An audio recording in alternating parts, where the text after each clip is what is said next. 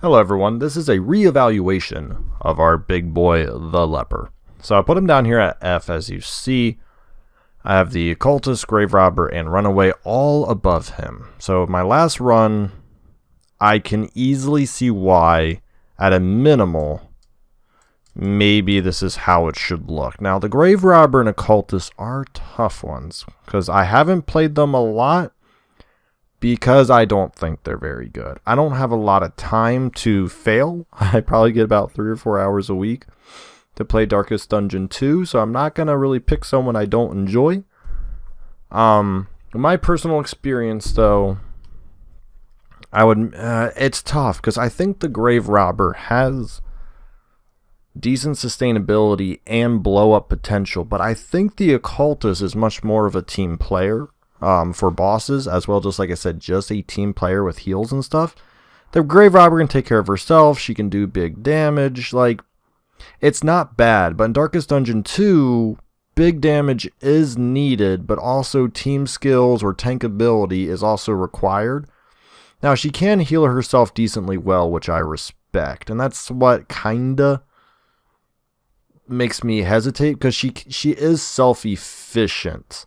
And she can do damage. But the Leper, the reason why he's going to be better now is because he's self-efficient. He can do big damage, but he can also tank and do other stuff. So that's why I'm going to move the Leper up. Now the Runaway and the Leper, some people aren't a huge fan of the Runaway, and I can understand. She is limited in where her DOT can work. Pretty much she's segregated to one role. Damage, I mean, she can be kind of utility with smokescreen and maybe other stuff, but pretty much it's Firefly and smokescreen and then maybe cauterize, depending on your people.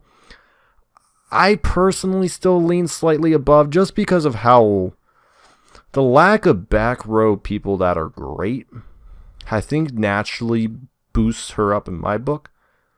There's so many great frontline people that the Leper, I think, kind of gets lost in the sauce. Because the Hellion can kind of tank. The Man-at-Arms can definitely tank.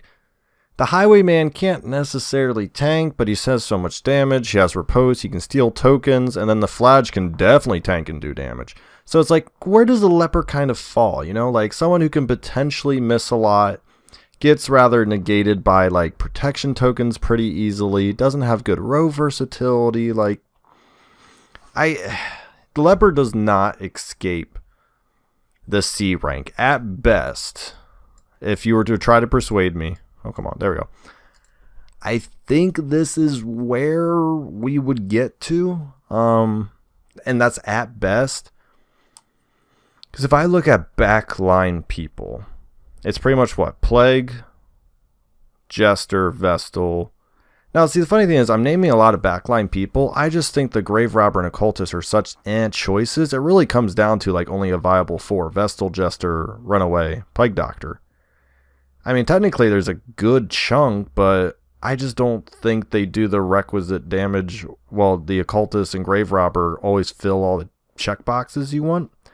I'm sure there's team comps and setups and skills and hero paths where if you get X, Y, or Z, they can do massive damage.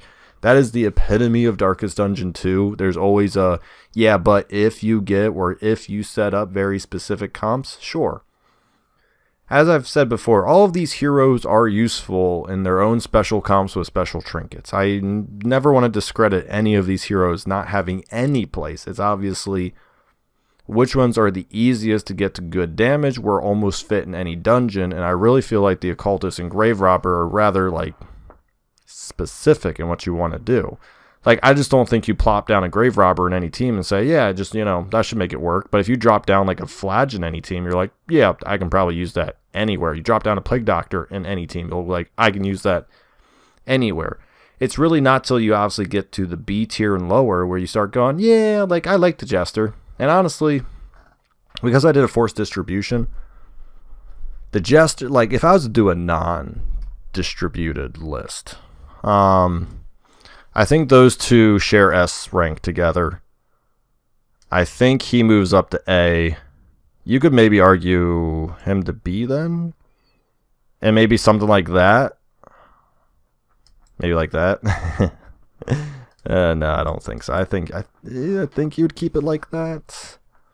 Yeah, like I said, if I was to do a non-fixed distribution, I think that's how I would. I just don't have enough time. The Hellion I used to think was A, and then I feel like she got a few nerfs to some of her skills and paths.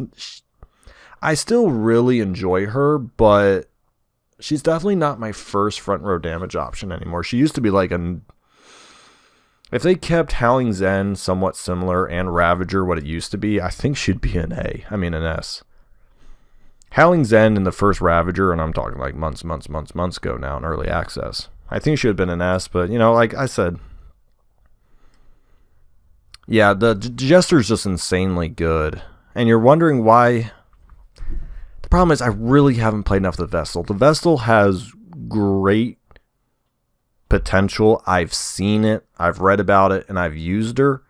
I just don't think I've played enough with her, but from what I've researched and seen, I do think she is a much more viable 4 where she has some better stuff. The Jester's really good. Honestly, it would like... You could maybe argue something like this.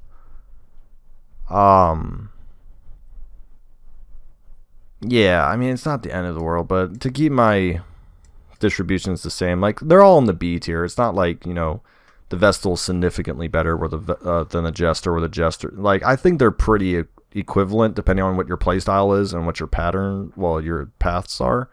I don't think one overshines the other a great amount. I mean, my personal preference would always be lean towards Jester. I'm much more well rehearsed in what he can do and like which heroes work really well with him. But I know the Vestal can kick some butt. So overall, let me know. I think I'm going to do a video on who's the worst, because I think to me it's debatable. Maybe between these 3. I think I'm going to do that. I'm going to make a video about who's the worst, and we can talk about... I don't think anyone above here is the worst unless you're absolutely...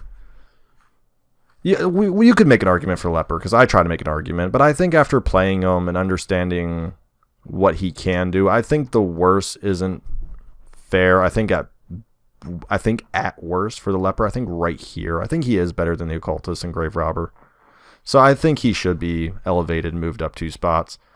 I think you could argue him above Runaway, but I don't know. I still like the Runaway a little more, but I do agree they're both on the same tier now.